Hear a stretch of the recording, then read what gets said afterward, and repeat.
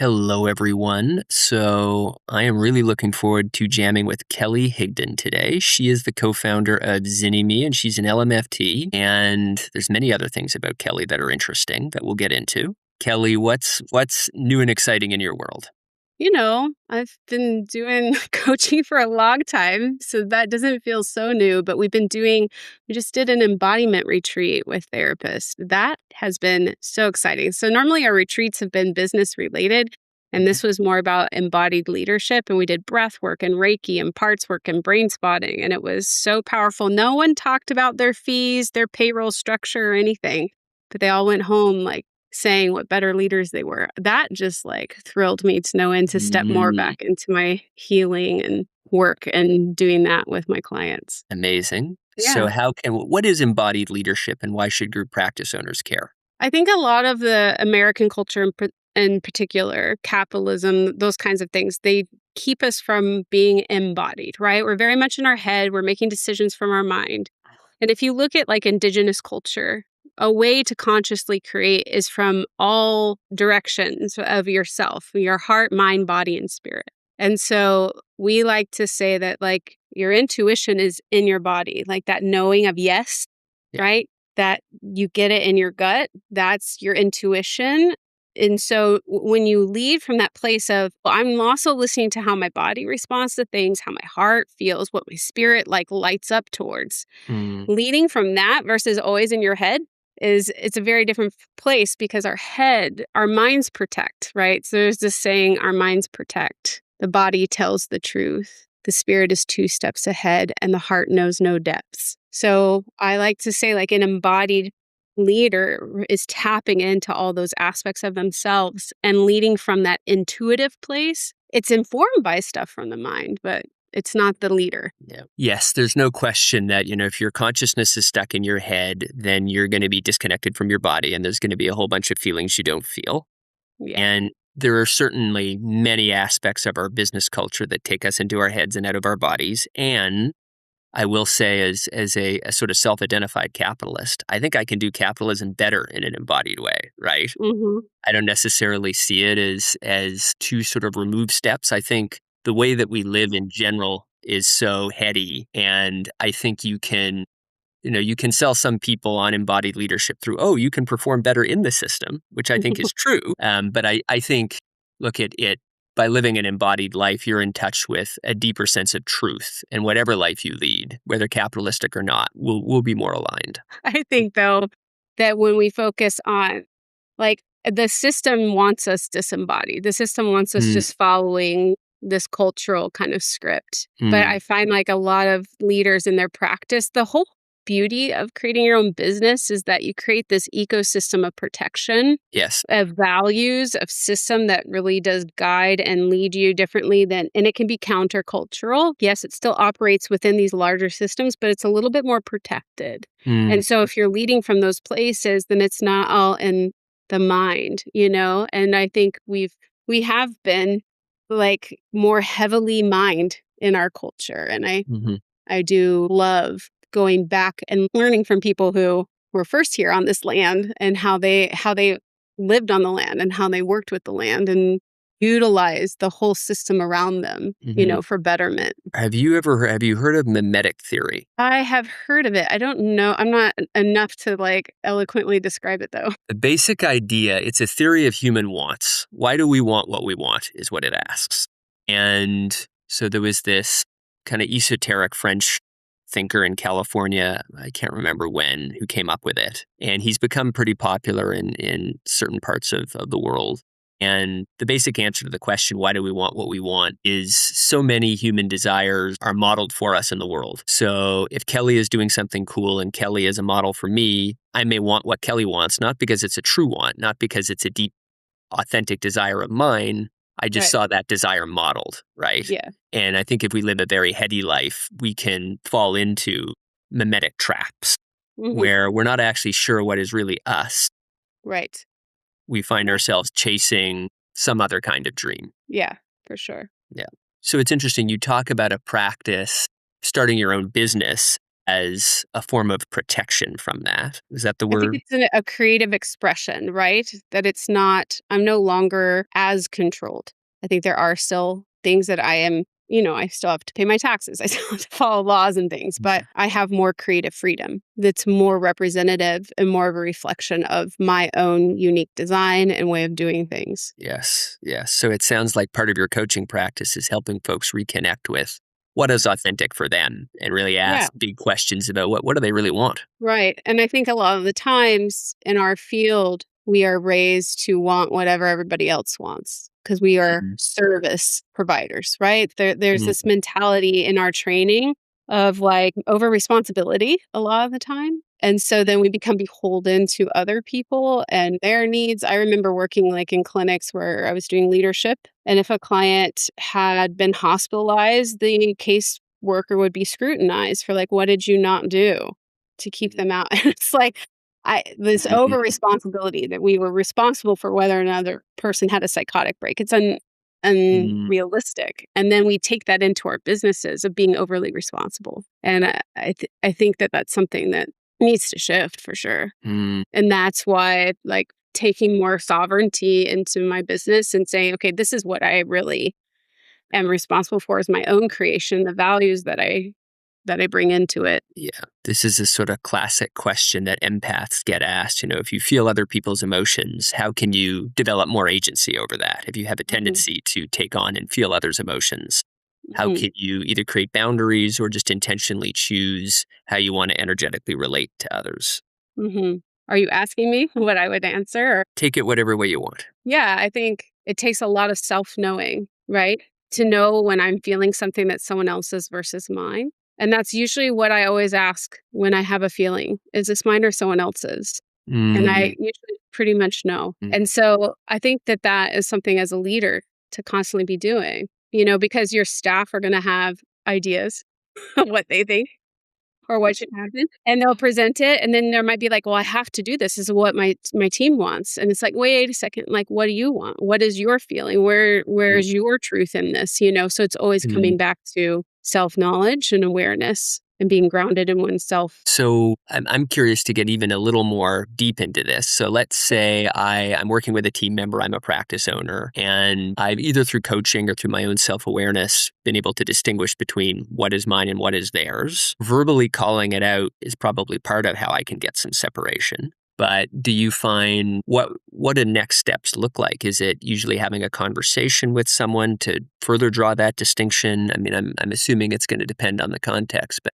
can you walk me through a little bit more of how I can create that separation? Well, yeah, I think it's a boundary of like being open for people's feedback and what they're asking for, and then asking for the space to consider it, and Mhm. then coming back with what your decision is. I think Mm. a lot of times we're reactive when we feel the pressure, and that's the other person's projection because they want answers. And so we're quick to give it without really giving ourselves the space. And then I think the more you get pushback from your staff, it actually might be a cue to you that you need to reset the stage.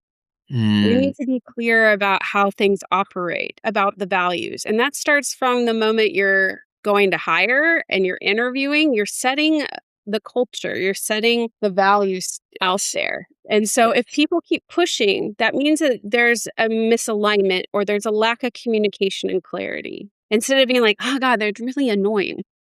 It's like, oh, this question has come up a few times. I see this a lot like, oh, my staff keeps sliding their fee, or they tell the person and such about the fee. And it's like, okay, then everyone's not on the same page. And so that's when you got to look internally and say, what do I need to say differently? Yes. How can I, in a systems way, set it more clearly, but how can I lead this to better? So I think it's just a call for boundaries. And I am a very direct kind of leader, so I just say it. Mhm. Other people want to write it first and then, like, have a group meeting, whatever. I think it's just you have to communicate in a way that aligns with your skill set. But if it's all in your head and you're sitting there frustrated, nobody knows that. And it's just a cue. You're not paying attention to what your body is telling you. Your heart is like, I'm irritated. Lean in on that. A new boundary needs to be set, more clarification Yeah. given. Yeah. And I think a lot of practice owners they'll start a practice and not have defined the terrain so well. and maybe not be so sensitive to who they hire and not hire for values. And if you create a vacuum, that vacuum will get filled, right? And it may get filled in ways that you don't particularly want. Yeah. And I get it. I think it's being aware of the energy behind the business. And a lot of times people are fearful and anxious and they want this to work. And so they'll do whatever and they'll hire whoever. But that's what you end up creating is a whatever practice, and you have this hodgepodge of mixed people with different kinds of values and not everyone's on the same page. So actually like slowing down a lot of things is helpful. I think we want to be fast. We're in a culture of fast food, fast information, but really like taking some time is worth it on the front end. I'm going to steal that term, whatever practice. That's a great term. Did you just come up with that? Yeah, I just came up with that. It's a whatever practice. It's a great term. And if you have a whatever practice, you're undermining, I think, one of the core aspects of what a group practice truly is. Because clinicians at this point, it's easier than ever for them to start their own thing. And many clinicians work in group practices with the intention of ultimately starting their own thing. Yeah. And so if you are making the case of, hey, I would, to the extent that you're aligned, I would like you to work in this group practice, there needs to be a mission, a larger mission for folks to buy into. And if it's a whatever practice, it's harder to have a narrative that unites everyone. Yeah. I think, too, it impacts clinical outcomes. Like the research shows, when you are clear on your niche and who you serve, you get better clinical outcomes. If you create a cycle of a feedback cycle in your work, you get better clinical outcomes, right? There's some key things that impact your clinical outcomes. And what do clinical outcomes also do? They bring in more clients because the better your clients do, the more people will refer to you and have great reviews. And so if you're just creating a practice to put butts in the seat, you're going to be churning and burning, just constant. But if you take the time to actually be focused and niched and driven by values and driven by clarity of who you serve and how and what are the outcomes you try to get, that's a betterment for the client, for your team, for the business as a whole. I think there's a few directions we can go in from there. I mean, measuring clinical outcomes is an interesting exploration to do. And then there's also the aspect of how you get clear on what your niche is, which for a lot of practice owners is a struggle. Which of those rabbit holes do you want to go down next? I think first you have to get clear on your niche before you even track the outcomes. Tracking outcomes, I will just briefly say, you can look at SRS or ORS. Those are like systemic ways, but we teach a method. We have a free training on outcomes conversations. So how to have a therapeutic session where you are actually reattuning and making sure that you're on track. And I think that can be very helpful. But in terms of like finding the niche, it comes down to like, well, why are you doing this business in the first place? Who are you wanting to impact? What kind of change do you want to make? I think that's very important. If you try to serve everyone all the time, you're going to be spread so thin. And if you're doing any kind of clinical supervision, it's going to be pretty overwhelming. So getting a little bit more clear is helpful. And sometimes people do that through their own story, their own knowledge base and training. You will find that a lot of therapists, they freak out when they want a niche because they find that the niche is very closely aligned to who they are or their own personal story. And that's usually a good starting place. There's got to be some interest and passion and sustainability in that niche as well. And then, some people, are broad on it's the type of population or it's the type of work. If you're doing brain spotting or EMDR, you could have that kind of practice, or you could work with families and couples, So there's lots of paths, but I think it's really coming down to your why of doing this anyway. There's lots of ways to make money. Group practice is not the only way. Thank God for that. What's the vision here? When you said a moment ago that clinician founders often freak out when they find that the story or the niche is similar to or relates to their own story. Can you say more about that? I think it's vulnerable. It's vulnerable to touch on things that are so familiar. I do think there needs to be some distance sometimes and some healing on the wounds in order to support other people. That's why clinical supervision is so important. But I think it's shocking to people every time. I've been doing this a long time and they're always like, yeah, that's a part of my story. And is that okay? Is that okay for us to all be wounded healers? I think it is. But it doesn't mean we have to outright tell all of our stories, but in the way we do our marketing, it is made clear that we do understand. And what better person to understand and lead a team, than someone who has some experience or has touched on this. It could be experienced in your training as well, but I do find a lot of it is personal stories. I do too. I can feel my heart tingling a little bit at the moment. I can remember I'm not a therapist, but I am an executive coach. And I can remember during my coach training learning for the first time that, a lot of people are in sort of this subconscious search of sort of healing a version of themselves. Mm-hmm. I can remember hearing that and thinking, okay, there's probably something to that. Yeah, for sure. And you can see that too. Leaders trying to recreate and heal familial wounds, relationship wounds in their team. So it is important to know yourself. I think it always comes back to that. Business is a reflection of a part of you. We've touched a little bit on some of your own interdisciplinary experience. And before hitting record, we were having a little conversation about the potential for psychedelics and sort of the future of the mental health world and group practices. Does the psychedelic world overlap at all with what you guys do at Zynnyme? We can get into sort of the broader conversation, but maybe to start with you. Is there overlap there? Yeah, for sure. For me personally, I would say, having been a therapist for a very long time now, and in my own therapy, I would say psychedelics help me heal in ways that I never had access before. And I feel so grateful for that. I think the landscape of mental health care is changing. There's lots of different thoughts on that in terms of the difference between legalization and decriminalization. But we're seeing, some headway with ketamine. That seems to be like one of the easier ones to access compared to some of the others like psilocybin, though some states, are loosening regulation on that. I think what I appreciate about this work, and I'm coaching a lot of therapists that are either doing psychedelic integration or they are facilitating, CAP sessions, ketamine-assisted psychotherapy, and other kinds of sessions. Some are doing trials on MDMA and some other things. I think that if we look at the landscape and, insurance companies and VC-backed platforms and AI bots and all this kind of stuff, if you want to differentiate yourself, you have to go into places that those players don't play, right? That blue ocean mentality. And I feel like psychedelics, somatics, those kinds of things can't be replicated in those companies as much.